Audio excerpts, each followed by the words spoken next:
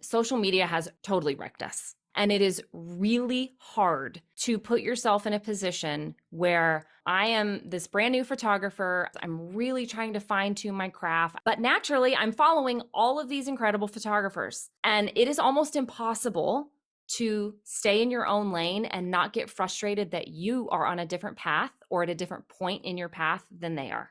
We just see them and we think that that is immediately attainable without remembering that it has taken them years and years and years to get to where they are. But if it's making you feel frustrated because how can they be there and I'm all the way over here, it's not a healthy spot to be in. Hey, welcome to the Beginner Photography Podcast. I'm your host, Raymond Hatfield, and each week I interview one of the world's most interesting photographers to learn what it really takes to capture beautiful images so that you can start to do the same. In today's Rewind episode, we are chatting with a lifestyle, family, and newborn photographer, Sabrina Gebhardt, about kind of the most common mistakes that beginners make that lead directly to burnout and how to avoid them. But first, the Beginner Photography Podcast is brought to you by CloudSpot. Everything you need to build a thriving photography business, impress your clients, deliver professional experience, and streamline your workflow all in one platform. You can grab your free forever account over at deliverphotos.com and only upgrade when you and your business are ready. So in today's episode, you are going to learn how to stay true to yourself and avoid comparing yourself to others on social media so that you can focus on your own journey. How to find balance with life and photography to prevent that burnout and maintain a healthy balance between your passion of photography and the constraints of everyday life. And lastly, the importance of personal projects for practice. Wow, personal projects for practice, yeah. And how this can help overcome that learning curve and redefine the rules to keep photography fun and manageable. A ton in this episode. So with that, let's go ahead and get on into this interview with Sabrina Gebhardt. Sabrina, I know that you came from the corporate world before you got into photography. So tell me, when did you know that photography was going to play an important role in your life?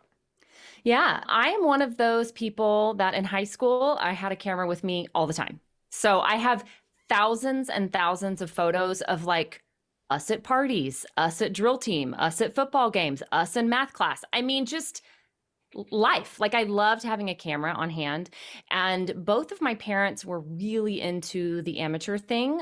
We had a dark room we would set up in our garage. Wow. And my dad loved to do landscapes. And my mom loved what we now call lifestyle photography, just casually capturing my brother and I with family and engaging with friends. So there was always a camera around me. And I grew up with that.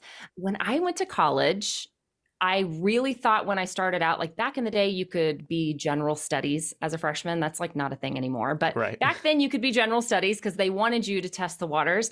And I really thought I may take a photography class. And then I didn't. And I actually put the camera down for my entire college experience. Oh, no. No camera, never. I just kind of changed my identity because I was trying new things. And then right out of college, I got a corporate job, which I absolutely loved. And there was no photography inside of it whatsoever. And then just like everybody else, I became a mom. And as soon as my daughter was born, the camera came back out. By then, the world had gone digital. And so while I was shooting with a film camera, it wasn't shiny and new like a digital. And so very quickly, I asked for a digital camera and I wanted to learn the mechanics of that, but it was different, right? It was a learning curve to that. And I loved photographing her, and it just reignited that spark that I'd had, right? And the funny thing is, I was a Girl Scout when I was a kid, and we were moving a few years ago, and I was going through just boxes of stuff. And I have this little Girl Scout album from when I was 8 years old. And there's all these things. What's your favorite color? What's your favorite food? All these things. And what do you want to be when you grow up? And it says photographer there. No way. I was literally mind blown that my 8-year-old self had manifested this life. That is so funny. What do you think it is Yeah. at 8 years old, as somebody who my son is 9 now. And when I look at him, and I think that we have this idea to ask kids, what do you want to be when you grow up? Even though there's no idea they could possibly know, right? Yeah.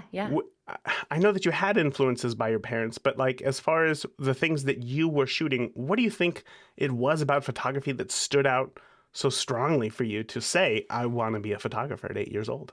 Yeah, I really do think it was just the parental influence. My dad never shared the dream to like want to take that professionally. He was really just enjoyed doing it as a hobby. But I think my mom had vocalized a few times that if she were in a career, that's the one she would have taken.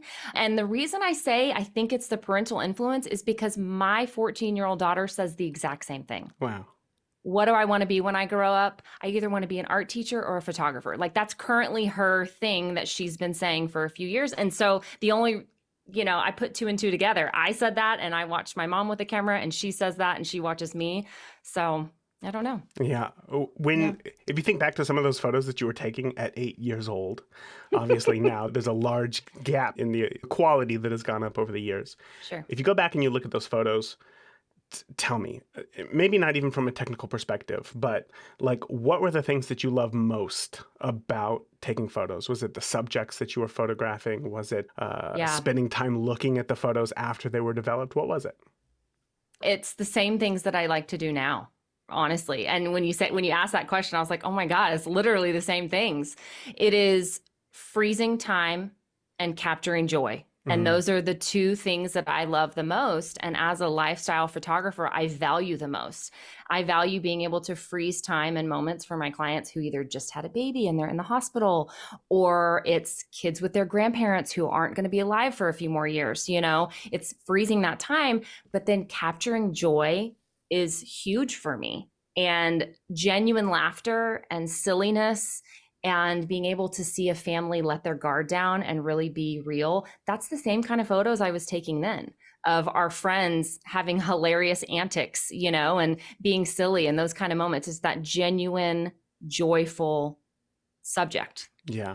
I have a very similar affinity to those types of photos as well. I actually recently bought, this is going to sound like very blasphemous, but I bought a little point and shoot camera, right? Awesome. This thing is like 12 years old, right? Just because I wanted to prove to myself, I guess, that, oftentimes, especially for new photographers, they have this feeling that like settings are everything. Once I know settings, like the quality of the photo is going to go up. And I found that personally, the photos that I love most are the ones with that joy, with that moment, right? Because anybody can take a technically perfect photo, I think. But a lot of what goes into making a photo stand out is waiting for that right moment, waiting for that joy, and then capturing that right then. So getting back to new photographers, and one of the things that they struggle with a lot is those settings, right? Especially, you start shooting in manual. It's like you got the shutter speed, aperture, ISO, all these things that you have to worry about. And I know that can cause overwhelm for many people because it can feel like there are so many things that you have to learn. Yep. Since you had got started earlier in photography and you had parents that were also photographers, did you have to go through that same struggle when you got back into photography later in life? Yeah, I did, for sure. I think that my eye had stayed the same, and maybe that's something that was so ingrained in me to watch for those moments. And I've never been one that enjoys shooting landscape or still life or pets or flowers or anything like that, because we shot families and emotion and moments. And so I think the artistic vision was still there, but the technical side, I mean, sure, I'd walked away from it for like 7 years. And again, things had gone from film, and I wasn't shooting manual as a teenager by any means. So learning manual and learning digital at the same time, there was definitely a learning curve. And just like you said, beginners focus so much on getting everything right. And it causes them to not see the full picture. They're so worried about getting the bokeh and getting the right light and getting the color correction correct and then editing and all this, that they can miss the genuine stuff. And that's why I think that once photographers have really learned to flex that muscle to shoot in manual and they've got it down, that things start to relax and we're not so serious anymore. Yeah. Like we realize that we've learned the rules, we can break the rules. And we've learned the rules and now it's time to have fun and express ourselves. But that really just comes with time. Like you can't ever tell a brand new photographer to do that. I mean, you can tell them and tell them and tell them, but they're not going to. They have to like learn and cross that bridge themselves. And that's a very difficult thing. That's a very difficult thing because I think we live in this world, especially with YouTube that makes it look so easy. You know, photography is Right. so simple. It's so easy. You just go out. And it makes it even more difficult when there's some like 19-year-old college student who has no responsibilities in life except for, Right. you know, to take amazing photos, who's trying to tell you, you know, how to shoot. And that can be challenging. So Yeah.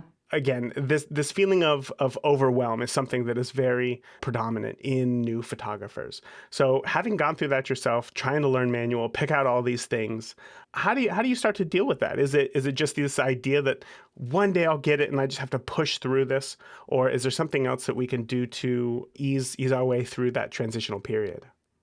Yeah, I think knowing that you're going to experience that discomfort and that overwhelm and that learning curve, knowing that that's normal, that everybody goes through that is part of it. Because so often we can feel like, why does it look so easy for her or him? And why is it so hard for me? And you kind of beat yourself up and that negative self talk and stuff. But when people are honest about the process, this is what it's like. We all couldn't figure it out for a long time. It takes time to really master. Knowing that that's part of the process and that you can expect that discomfort is part of it. And then the second part is truly shooting as much as you can, because the more you shoot, the faster you get over the hump. The more you put in the work, the more you try out different subjects and different people's kids and different whatever lighting scenarios and all of that. The more you do it, the faster you will get through it. And everybody says that, but it's true. Right. There's no fast track, you know? I mean, it is what you have to work through the muck to get over to the other side. Yeah. Well, then tell me, because, you know, one of the things that happens talking to a lot of professional photographers like yourself is that I'll say, what were those early days like? And it's like, it was difficult, you know? You shoot as much as you can, and then you get through it. But I think a lot of the people are in that middle stage right now, you know? So in that feeling of possibly burnout. So can you tell me, maybe from your own experience, of a time where early on in photography, you had felt burnout and maybe thought about possibly giving up? Was that ever a thought that came into your mind? Yeah, I know that I made the same mistake that a lot of beginners do. And that is, I jumped into business way before I had any business being open. I had mastered manual technically, right? But I was still not consistent. I really had no clue what I was doing with editing. And I for sure had no clue what I was doing as far as running a business. I was taking on every single client that came to me, which I was very lucky that immediately upon deciding to be in business, I was flooded because it was all of our peers and church group and friends and preschool friends and all of that. And almost immediately I hit burnout because I went from, oh, this is so fun, I'm doing it a little bit every day and practicing a little bit every day, to shooting all the time, every evening, every weekend, multiple families. I literally threw myself in the deep end. And it was exciting. I will say that it was exciting that people wanted to, quote unquote, pay me money and I was, in business. But I was so overwhelmed with still not having that confidence that comes with experience. Instead of easing myself into business and saying, I'm still learning and I'm still practicing, but I'm going to take one client. I'm going to take on this one thing. I'm going to test the waters. I just literally jumped straight in and was like, cool, I'm open. And I was, number one, shooting too much. And number two, I was trying to overpromise everyone. I was trying to make everybody happy, taking on anything. Sure, I'll shoot that. Sure, I'll shoot. Yeah, I'll do that. Just completely disregarding what I wanted. And I was also completely disregarding myself and my personal life. Like I had jumped so far into this passion that it was consuming. It was all consuming. And then I was looking at the work that I was producing and I was frustrated because it wasn't the same as this person over here who'd been in business for 10 years. It wasn't the same as this incredible artist in the industry. And I was beating myself up. And so it was this really ugly cycle of overwork, not enough time to myself, negative self-talk because I wasn't where I wanted to be. I wasn't enjoying the process at all. Mm-hmm. But isn't that just like, now I'm going to play devil's advocate here. Yeah, right? yeah. Because I went through a similar phase early on in my photography journey, and it almost felt like maybe, am I just paying my dues here? Like, isn't this what I'm supposed to do? I live in this little town. There's a lot of, quote unquote competition out there. Mhm. How can I expect to stand out and make a business, if that's what you want to do, without feeling like you have to hustle, hustle, hustle and do as much as possible? Yeah. Yeah. I mean, there's something to that for sure, because we do all start at the bottom. I do think social media has kind of ruined us Hmm. and making that worse. Because when I started off, this was before Instagram. Yeah. Okay. This was back in the good old glory days of Facebook where you could throw up something and everybody saw it and everybody liked it and there was no drama. Um, it was back just in the good old days. And starting a business, like I tell people that was right around the time that Etsy had gotten started. And so this whole freelance creative entrepreneur, everybody's starting a business, doing the thing and selling the thing that they love. Like it was kind of a boom, right? And it was easy because we weren't fighting with Instagram. It didn't exist. We weren't fighting with Facebook. We could just put our stuff out there and we would get business. And so we did all jump in too early. We were like, I like this thing. I have the supplies for it. Might as well make some money, right? And there is something to that. But after having been in the industry for as long as I have and having met as many photographers as I have, which the same with you, there are a lot of people who did not start out that way. There are a lot of people who were like, nope, tap the brakes. I'm going to be very intentional. I'm only going to step in when I'm ready. I'm going to charge premium pricing from the beginning. I'm going to be real good at what I do. And they skipped over all that stuff. So that makes me think, is it a personality trait? Are there some of us that, jump before we're ready on the regular? Because I've seen it done plenty of times. I guess it's a difficult question to answer now, especially when things have changed so much and continue to change so much. Like Sure. this time next year, I guess that the answer to that question would be completely different. Okay, so let's look at then potentially where photographers are now, which is in this feeling of hustle, hustle, hustle. I got to do it, right? So another one of the things that I hear a lot from photographers is that they're worried about starting a business because if they do decide to do that, then they're worried that it's going to take all of the joy out of photography itself, right? Which I think at its core, once again, is that feeling of burnout, right? That feeling of an obligation towards this thing that you saw so much joy in, which is now consuming large portions of your life. So do you have any tips on ways that even if people don't want to, they don't want to get into the business side, but they're overwhelmed with just the amount of things that they have to think about or worry about or learn in photography. Do you have any tips on ways to mitigate that feeling so that we can maybe, I don't want to say slowly get into photography, but so that we can learn photography in a way that doesn't just wreck us and make us want to sell all of our gear in the next 6 months? Yeah. So there's so many facets to that question, and there's so many different types of answers. No, but so I'm going to throw out a couple of different things that speak to different points. But first of all, and I say this all the time, and this is kind of a common phrase, but staying in your own lane. It is, again, social media has totally wrecked us. Okay. Like good or bad, we see what everybody else is doing. We see what our neighbors are doing. We see what these industry greats are doing. And it is really hard to put yourself in a position where I am this brand new photographer. I love taking pictures. I'm really trying to fine tune my craft. I think I may want to open a business, but naturally I'm following all of these incredible photographers. And it is almost impossible to stay in your own lane and not get frustrated that you are on a different path or at a different point in your path than they are. We just see them and we think that is immediately attainable without remembering that it has taken them years and years and years to get to where they are. And so keeping your eyes on your own paper, staying in your own lane, maybe unfollowing those people that sure you might aspire to, you might love them. They might have wonderful work that is beautiful that you love to look at. But if it's making you feel frustrated because how can they be there and I'm all the way over here, it's not a healthy spot to be in. You're just going to continue to frustrate yourself. You cannot compare yourself to anyone that is anywhere else other than at the beginning, at the starting line with you, right? Yes. Because that leads to only frustration, right? Only frustration. The other thing I would say is I personally, and through the way that I have grown my own business and the path that I have taken, and then seeing the path that some of my students have taken, I always highly recommend investing actual cash money into education as early as possible, because it is a fast track.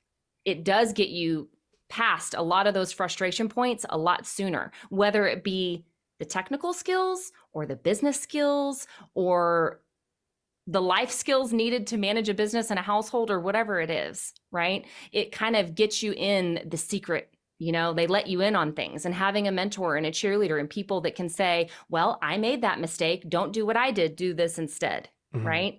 It's that little kind of that Staples easy button, So I feel like that is always really valuable when somebody is willing to invest in their business and take some education first, beyond just the YouTube and the blogs and the freebies. Of course. So I think those two things are really big. The other thing is, and I tell people this all the time, especially I teach females. And so a lot of the women I teach are moms or thinking about becoming moms.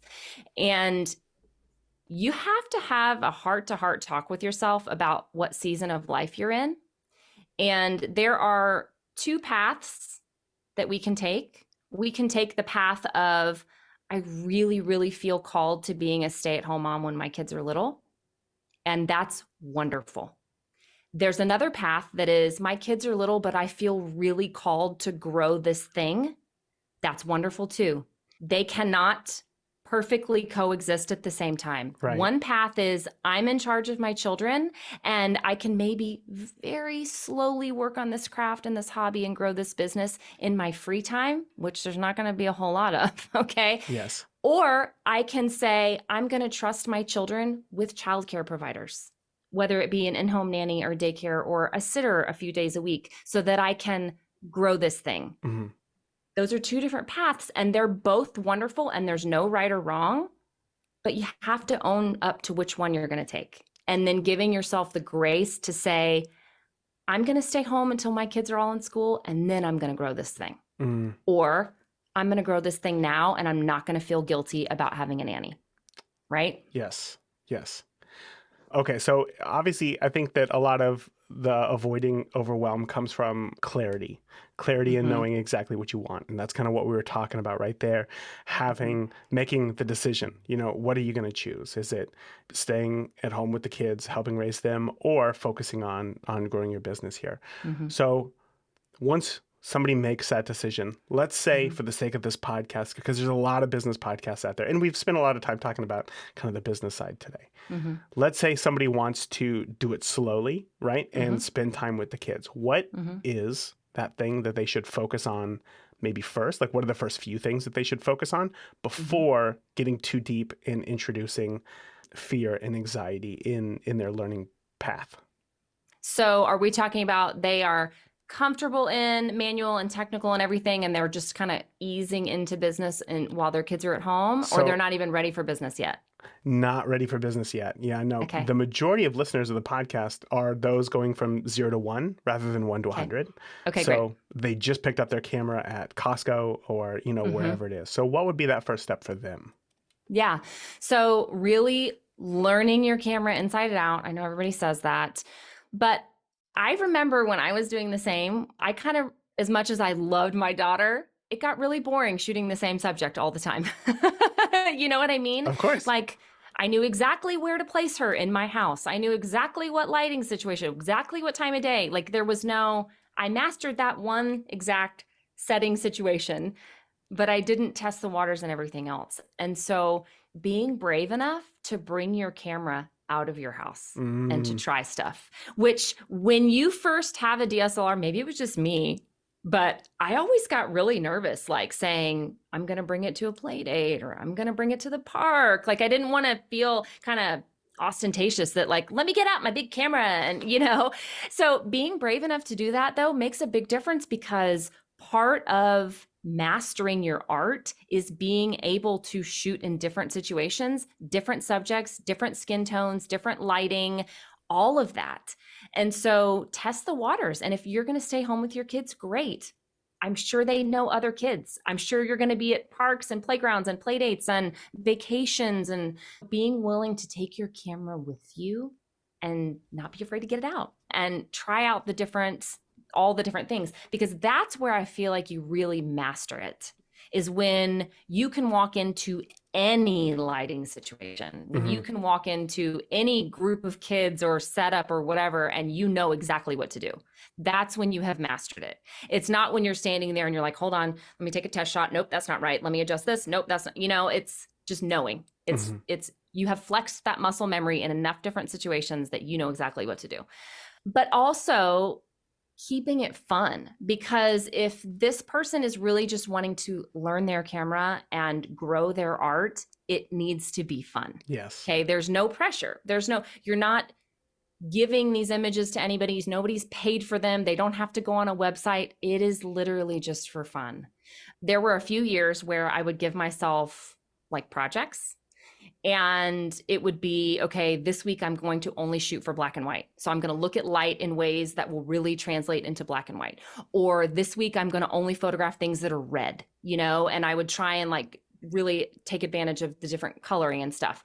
Or this week I'm only going to do really tight images or really pulled back wide shots. And so kind of giving yourself all these themes to play with can be really fun. People talk about 365s all the time. And as hard as they are to do, they work. Yeah, they do. They work. We had somebody on the podcast. His name is Simon Ringsmith. He's been doing a 365, well, now, I guess, for 8 years. Oh, man. I know. Very, very incredible That is stuff. impressive. Yeah. And same with Ashley Marston. She's one of the most memorable guests who we've had on the show, who is... It's true. And, when you talk to any great, they will tell you that is the game changer. Yeah. 365s are hard. Yeah. I tried and failed many, many, many times. And what finally worked for me was kind of rewriting the rules on what a 365 actually was going to be for how me. So? You look around and you hear people toss around the 365 and it's a photo every day and you're going to share it and you're going to, whatever. For me, that was too much pressure. It was too much pressure to perform. And I decided that I was going to only share it when I was really proud of it. So I was going to do it, but it was going to be literally for me. I wasn't going to put it on a blog. I wasn't going to, no hidden page, nothing. Like literally, I was just going to shoot it. And then I also took the pressure off myself to make it be with my big camera. I was like, you know what? An image is an image. I can take a great image on my phone. Yeah. And if that's the image that I get that day, it still counts. And then the third rule I gave myself is if I miss a day, I can pick back up the next day. So it doesn't have to be a true 365. Right. And that was the year that I did it. Oh, wow. Was the year that I rewrote the rules for myself. And I kind of going back to what I said earlier, I kept my eyes on my own paper. I stayed in my own lane and I stopped watching all of these peers and their 365s. And I was like, nope, this is the way that Sabrina's going to do it. And that's the year that I did it. Oh, that's so cool. That is incredible. I think it's so difficult. For me personally, I need some sort of guidelines or accountability to be able to do something. And I feel like if I'm left to making up the rules, I'm going to make it so relaxed, almost so that like I can't fail, but then I make it too relaxed that I fail. So it's a double-edged sword for sure. Right. But when you had said that, it actually reminded that Simon has not done a 365, but has done a weekly photo for the past 7-8 years. And one of his rules that he gave himself was that the photo, because he publishes a photo every week, he doesn't have to take the photo the week that he publishes it. Like he can take multiple photos in a week and then maybe schedule those out for a week. Anyway, regardless, back to, I think the point of what you were saying is that really figuring out how it's going to work for you is most important, because at the end of the day, it's you as the photographer who's looking to learn and grow. And the goal is not social interaction or likes or anything else. So if you can figure out how you can do that, that is really important. I absolutely agree. Absolutely agree. I had a question though, going back to what you were saying about kind of the goal of a professional photographer is to be able to walk into kind of any lighting situation and still be able to capture the photo, whatever it is, with a technical proficiency that you're going to capture that photo. So I have to ask, is that the litmus test that you gave yourself before diving into business, or was that a lesson that No. So that's what you wish that you had done. Yeah, exactly. Like I said, I jumped into business way before I should have been in business. I was good enough. Okay. I did not get complaints on the images I was shooting. I had people asking me for a long time if they could hire me. So, I mean, I was good enough, but I did not have that amount of confidence that I was like, bring me anywhere. I'm good to go. I mean, no. I was definitely shooting at golden hour outside at a park with open shade, all the perfect, all the perfect easy things.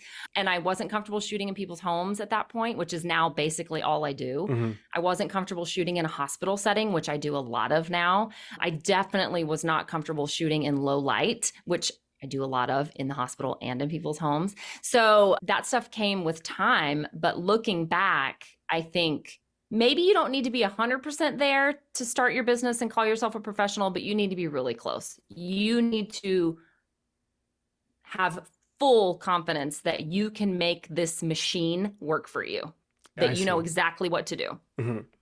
So how do you go from shooting in the park, golden hour, open shade, people are loving it because that's a great look, and then giving yourself the space to be able to explore shooting in a hospital setting, because that's not something that many people find themselves in every day. So how do you ensure that you're able to work on your settings enough so that when that happens, you can capture that proficiently?